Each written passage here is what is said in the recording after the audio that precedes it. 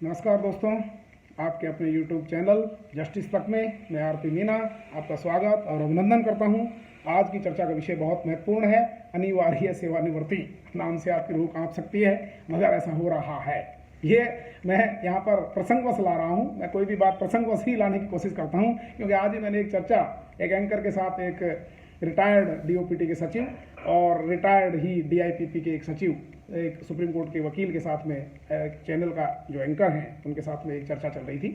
उस चर्चा में 1972 के किसी सर्कुलर की बात हो रही थी और इसमें कंडा स्वामी वर्सेस यूनियन ऑफ इंडिया और एक दो जजमेंटों की भी बात चल रही थी। बेसिकली मैं इस चर्चा से बिल्कुल भी सहमत इसलिए नहीं हूँ क्योंकि सबसे पहले तो आपने इस चर्चा में किसी वर्तमान में या तो किसी भुगतभोगी अधिकारी को आप लीजिए। इनकम टैक्स के 27 अधिकारी रिटायर किए हैं, अभी रेलवे के 32-33 अधिकारी रिटायर किए हैं, आईएएस और आईपीएसओ की काफ़ी बड़ी संख्या में आपने अनिवार्य सेवानिवृत्ति दी है, बीएसएनएल को पूरी तरह से साफ कर दिया है। तो ऐसे अधिकारियों को चर्चा में शामिल करोगे तब जाकर के हकीकत का पता लगेगा। सेवानिवृत्त जो अधिकारी हैं नेचुरली गवर्नमेंट की पॉलिसीज़ का जो है वो एक तरह से इनडायरेक्टली सपोर्ट ही करते हैं, इसमें कोई शक वाली बात नहीं है। दूसरी बात, इसमें जो महत्वपूर्ण बात है, यदि जजमेंटों की बात करते हैं तो in the high court of Jammu and Kashmir at Srinagar, ये जजमेंट है, state of Jammu and Kashmir and others versus Samin Ahmad Laharwal. इसमें माननीय न्यायालय कहते हैं कि यदि बिना किसी आधार के, बिना किसी प्रूफ के किसी को यदि आप डेडवुड घोषित कर देते हैं तो it is a sin. A particular person is bad person without any solid foundation is sin, यानी ये पाप है। फिर ऐसा पाप क्यों किया जा रहा है?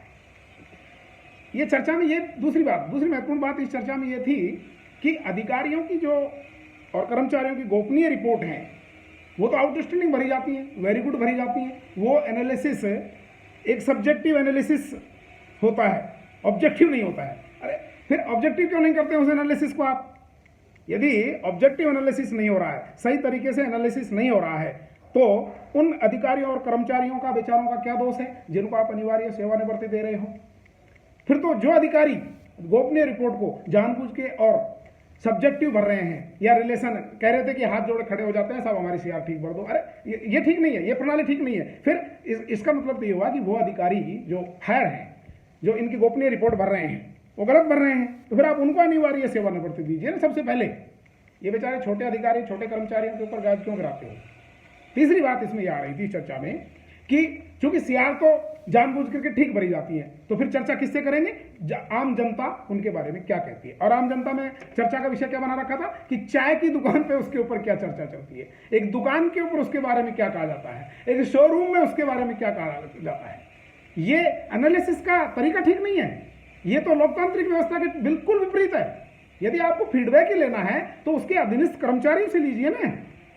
जैसे एक सुपरवाइजर है, उसका फीडबैक उसके अधीनस्थ जो कर्मचारी हैं, गैंगमैन है, क्लास 4 कर्मचारी हैं, क्लास 3 कर्मचारी हैं, उनसे लीजिए। एक ग्रुप ए ऑफिसर है, डिप्टी रैंक अधिकारी है, तो उसके सीनियर स्केल ऑफिसर से लीजिए, उसके असिस्टेंट ऑफिसर से फीडबैक लीजिए, उसके अंडर में जो मिनिस्ट्रियल स्टाफ काम कर रहा है उससे फीडबैक लीजिए। उस फीडबैक का एक तरीका बनाइए, एक स्टैंडर्ड परफॉर्मा बनाइए।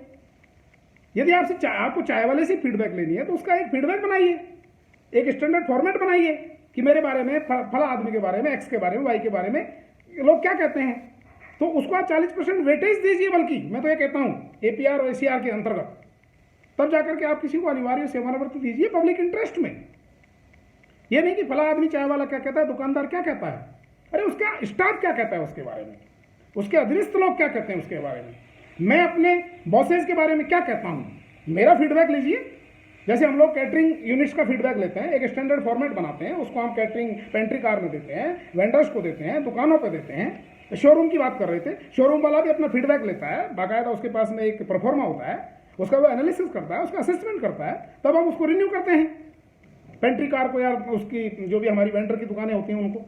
इसी प्रकार से यदि आप मेरे को रिव्यू करना चाहते हो, एक्स को रिव्यू करना चाहते हो, तो उसके नीचे वाले को फीडबैक लीजिए, चाय वाले को फीडबैक लीजिए, लेकिन उसका एक परफॉर्मा बनाइए। उसने आवाम बात कर दिया, उसने फोन पे पूछ लिया, बात हो रही थी चर्चा में कि फोन पे अरे फला आदमी कैसा है, अरे कुछ XY से समीकरण जो है डिस्प्यूट हो सकते हैं, आप उसके बारे में उसका ऑब्जेक्टिव एनालिसिस करिए भाई, ये ठीक नहीं है।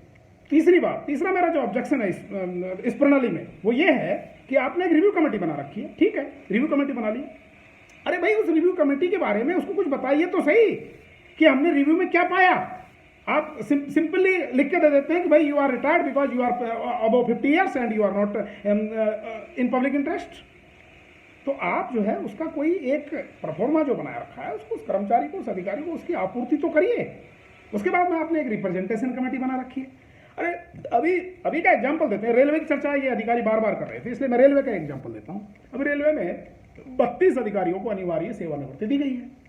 अरे रिप्रेजेंटेशन रिव्यू कमेटी में आपने रेलवे बोर्ड के हाईएस्ट मेंबर लेवल के और चेयरमैन लेवल के अधिकारियों को आपने कमेटी में रखा। उसके बाद में आपको मित्रों जान करके और आश्चर्य होगा कि जो रिप्रेजेंटेशन कमेटी है उसमें एक मेंबर का स्तर घटा दिया, जबकि रूल ये कहता है, रेलवे का जो सर्कुलर है 143/130/2014 एंड 2019 जो इस संदर्भ में एक कंबाइंड सर्कुलर है, इवन पहले के सर्कुलर भी यही कहते हैं, आप एक एप्रोप्रिएट लेवल की कमेटी रखोगे। जब आप एप्रोप्रिएट लेवल की कमेटी आप नहीं रखे हुए हो तो फिर जस्टिस कैसे मिलेगा। सीआर को आप आधार नहीं मानते, फिर चाय वाले की दुकान के आधार पर आप किसी को अनिवार्य सेवानिवृत्ति दे दोगे। सीक्रेट लिस्ट, एग्रीड लिस्ट, ये तो केवल वाच रखने के लिए है, एक नया हथियार के रूप में इस्तेमाल कर लिया। आज तक कहीं पर भी किसी को सीक्रेट लिस्ट और एग्रीड लिस्ट के आधार पर जो है अनिवार्य सेवानिवृत्ति नहीं दी गई है। ये एक नया ही हथियार आ गया जिसका कहीं कोई रूल नहीं है, पॉलिसी नहीं है, रेगुलेशन।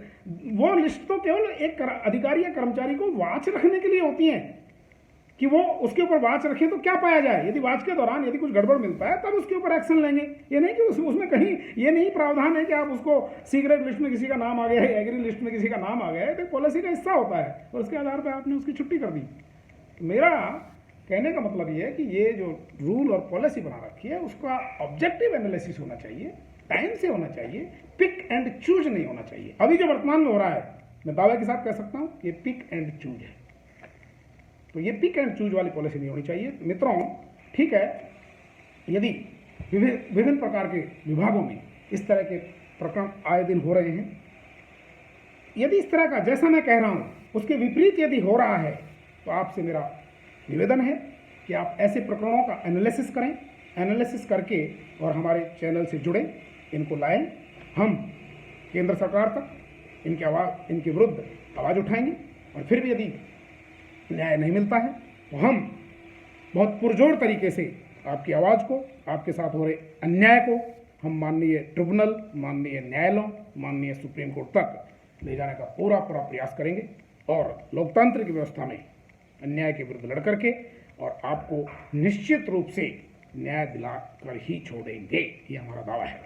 अधिकार खोकर बैठ रहना यह महा दुष्कर्म है, न्यायार्थ अपने बंधु को भी दंड देना धर्म है। इसलिए अपने अधिकारों के लिए यह हमारा जस्टिस तक चैनल हमेशा दृढ़ संकल्प है, कृत संकल्प है। इसी के साथ हैव ए नाइस डे।